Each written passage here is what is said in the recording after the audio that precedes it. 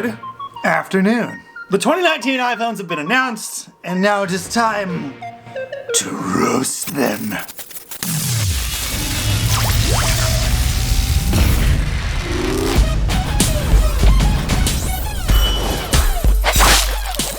Oh yay, the rumors are true. We have like the big square thing on the back where they're like, hey, this would be a great idea. Like, what person at the round table sat there and be like, hey guys, you know what I think we should do for the new iPhone design? We should go, same kind of like upper left-hand side, but you know what we should do? We should make just a square pop out of the back. That would be a great idea. And then everybody else is like, yeah, you know what? That's a great idea. One thing that I found particularly interesting is that they're like, precision milled from a single piece of glass, and who the cares? And it was precision milled down from a single piece of glass to achieve this elegant look. That back is a single piece of machined glass. Are people going to be going into that and then, whatever Apple rep that, pays particularly close attention to the specs, I guess, or building whatever. Like, well, actually, yes, it's been milled from a single piece of glass. And they're like, oh, sold. Sign me up. Where do I, take my money? No, it's not going to happen. Okay, nobody cares about your single sheet of glass. What Apple is calling spatial sound, or no, spatial audio, I think that's what it is. Basically, it's their version of Dolby Atmos, which has been on these bad boys. Actually, it might have even been on the S9. Was it on the S9? Either way, late to the game. Ain't nothing new. Speaking of ain't nothing new, they now have a 120-degree wide-angle lens. Yay! Now, because that feature wasn't on an iPhone when the S10s came out with the 120-degree ultra-wide lens, people were like, oh yeah, that's cool, whatever. Or if you showed them that, like I showed Chris's son, I was like, does your iPhone have a 120-degree wide-angle camera? Check this out, homie. And then like da-da-da-da-da. It just went, kind of like fell on deaf ears. But now they're gonna be like, oh my god, dude, like check out this wide-angle camera. Hold on. It's been around. They're not the first. It is not a new thing. It's like me saying, hey guys, I invented a combustion engine. Internal combustion engine. It's a little older than the wide-angle lens, whatever. From what I understand, the way they talked about it was that we have automatic HDR that applies itself when it thinks and knows you need it. That's cool. We have it. Had it. Have had it.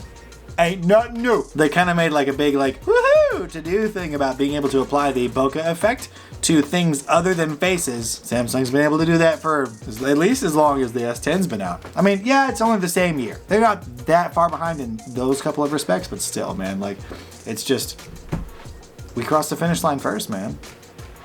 Sorry. Night mode! Like, the Pixel had it before Samsung did, and Samsung had it before Apple did. And they showed a demonstration of, a shot with night mode and then a shot without night mode. Or, excuse me, flip that. Without and then with night mode. And it looked okay. Like, it looked great. But I personally don't trust anything that I see on the screen when I see befores and afters, or here's what it was before, here's how it is now. Isn't this great? I don't trust it. Show that to me in a real life application, and then we'll talk. And if it's as good as they showed on the screen, bravo, they didn't embellish, which is something that they do a lot. As much as it pains me to say it, quick take, where you can be like, taking a photo of something and then hold down the button and start taking video, that is pretty cool. God, I hate saying that, but I would love to have that capability. That'd be great. On the Samsung phones, the options are either to take a burst shot or to make a GIF. Making a GIF is also cool. I think what they're doing is they're tapping into the tap to hold and record mentality that Instagram has fostered, Snapchat, now Facebook, so many things. TikTok, most of the things now are saying, hey, to record, press this button and hold down. So they're like, what if we just built that into the camera? It's a good idea. Yeah! Highest quality ever in a smartphone, We'll see. Show me the phone in real time and I'll show you, I'll take my phone in real time or maybe a Note 10 or whatever, because rumors are in the works that Chris might be getting one. But then we'll do like a side-by-side comparison, because obviously they're gonna embellish the crap out of whatever they show on the big screen at the keynote. So I'm taking that with like a shaker full of salt. Dude, you guys can finally shoot 2K or 4K video with your front-facing camera too? Bravo, Let me interject a statement here. Apple, I gotta give it to you. The term slowfie is an amazing term. Slow motion while taking a selfie. Great idea. Very, very poor verbiage. But I'm sure it'll please all of the Brads, Chads, Aarons, and Karens of the world. Slowfies, it sounds like a word that I would use. It sounds like, because I love putting words together. Slow motion selfie, slowfie, okay, that's a good idea. I mean, like, okay, we'll do a little bit of that, just 3, but moving on. And as far as this little nice quotation that we've got right here. Ben says the A12 is so far ahead of the industry that it will still be competitive with the best Android smartphones in 2 years. Who the f is Ben? Why are we listening to what Ben Thompson from Strategy means, says, thinks, whatever, postulates, hypothesizes? No! Who is Ben? When they said that the iPhone 11 gets an hour more battery life than the iPhone XR, 10R, whatever, they still like chuckled a little bit. It'll still have an hour more than battery than in your iPhone 10R for incredible battery. After they said it'll be like an hour more. I mean, it's kind of a improvement, but whatever, an hour more, yay. But here's my question. Is it an hour more screen on time, or is it an hour more overall, average, general, whatever? There's a big difference there. The price point on the iPhone 11 was actually what I was expecting. Actually lower than I expected. I was like, really? Only $700? Enter the iPhone 11 Pro. I swear to God they used the word Pro way too many times. Pro. Even if we're not a pro. Pro design. Pro display. For the Mac Pro, we call that the Pro Display XDR, a pro level performance. Are they trying to make the word pro like the new cool or awesome or BeamtUp? We got a BeamtUp space gray. Like, that even sounds cool if I do say so myself. Oh, dude, that's so pro. This glass is so pro. We have a very pro glass right here, made with only the finest melted sand and then false gold leafing around the rim. It's too easy to be Apple. God, that's a whole nother subject. I'm not even gonna. Blah. I feel like Apple and Pro got together. Like they met at the beginning of the year and they hooked up, and now they just can't get enough of each other. So Apple just talks about Pro all the time. All the time. They're calling space gray and so very pro space gray. Everything's pro. Pro. No, bro. It's not. Stop with the pro. With the pro, sir.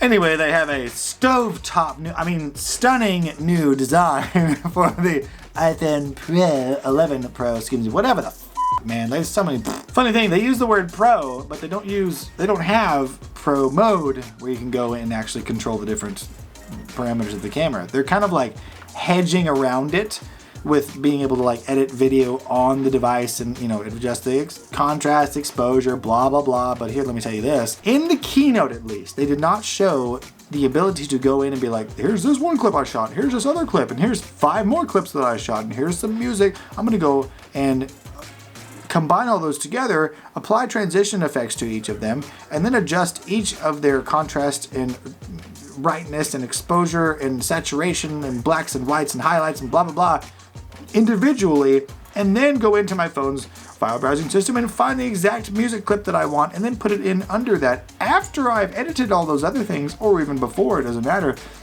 like you can with Adobe Premiere Rush on Samsung. So Apple may have their super special on-device editing, but from what we were shown, it only seems like that it comes into use if you've only shot one thing and you don't need to do anything else with it. Alternatively, you can do this. I finished with work early for the day, so Cody invited me, or actually I invited myself, over to check out what they've done with the place. All with Adobe Premiere Rush. You're welcome. Again with the single sheet of glass BS. What 17-year-old girl going into a Best Buy is gonna be like, oh my god, it's got a single sheet of glass precisionally aluminum from there. Or even what 37-year-old adult of any kind is gonna be like, oh, snap. You mean the back is a single sheet of glass? Put it in the bag, I'll get it. It's not gonna happen. Don't know why they're like, no, trust us. A single sheet of glass, bro. Dude, single sheet of glass. No, they're talking about pro performance, okay? But what about UFS 3.0? UFS 3.0 is like the type of memory that Samsung has created, but that has very, very, very fast reading and writing speeds. Like you could take a really good computer that has a great processor, but like a slow hard drive, and that hard drive is going to bottleneck everything because it's what the operating system runs on and most, if not all, of the applications that are installed on it. And Apple made no mention of any kind of like upgrading to the actual memory that they were using. So yeah, you may have the fastest processor ever in a smartphone, which they've claimed before, and then in real life applications been proven wrong. So I'm taking that with a whole shaker of salt too, but they said nothing about the memory. The iPhone 11 Pro gets 5 hours more battery life than the previous, or like the 10S or XS Max or XS or whatever. That's a pretty significant increase. Again, I'm wondering if it's overall time or actually 5 hours of screen on extra time, in which case that would be really, really huge improvement. I mean, again, I hate to say anything nice about Apple, but if they manage to pull that off, awesome. The only way they can achieve something like that is when they control everything. And that's one of the main reasons why we don't like iOS or Apple, right? Is because they control everything from top to bottom. They even said so in the keynote. We have the benefit of owning the entire vertical stack, the software, the system hardware, and the chip design. It means they have the dip switch, if you will. They can be like, oh, FaceTime bug? Hey, every single iOS user, no more FaceTime group calls for you until we can fix this. So you're always, they've always got your balls in a vice. Did I just say that out loud? Oh my God. Our fast charge 18-watt adapter in the box, so you can charge them all faster too. It ships with a fast charger in the box? What?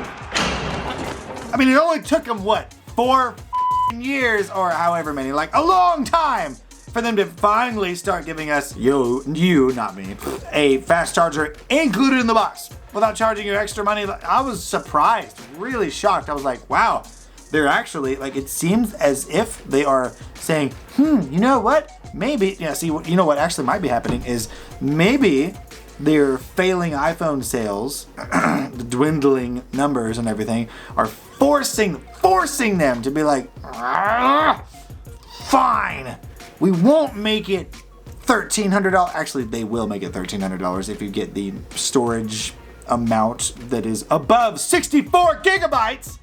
That's the base, man. The iPhone 11 Pro, it starts at $1,100. Guess how much storage you get that is non-expandable? 64 gigabytes.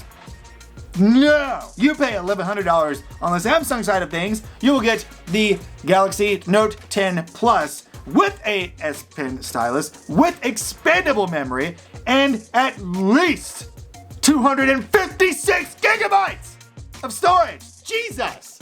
What the man? I just like realized no! I want to know what the 256 gigabyte iPhone 11 costs because God, then. But hooray for Apple for not being nozzles about not giving you a fast charger in the box. It's the least they could do. One thing I will also say is the ability to switch back and forth, or from one lens that you're using to another, using an on-screen dial to smoothly go from one to the next. That is actually pretty darn cool.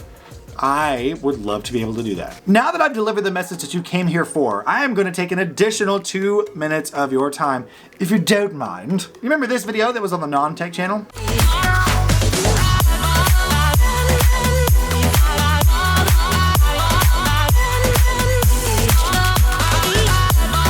Do you know what video that transition was supposed to be for? That was for my magnum opus. Like the video that I pulled out all the tricks, used every like editing little whoop thing that I knew, and employed several different new things with After Effects. Like this is the 56 seconds of best shit I've got. Here it is.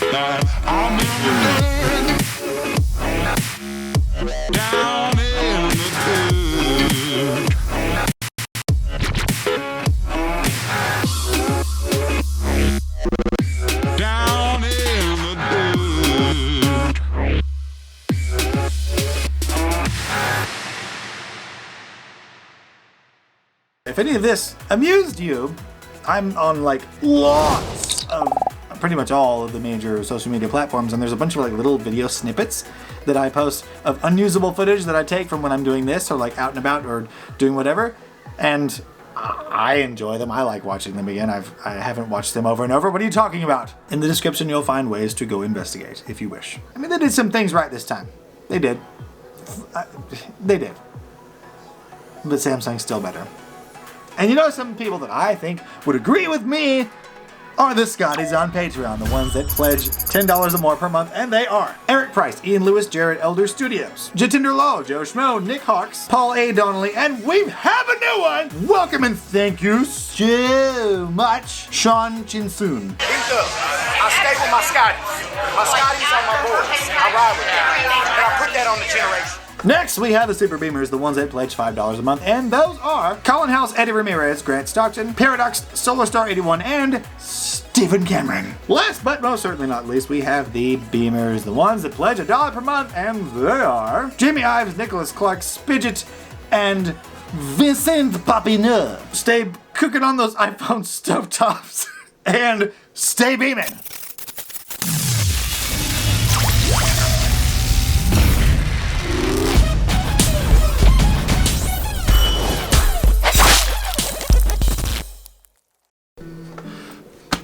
You know what? What? Do what?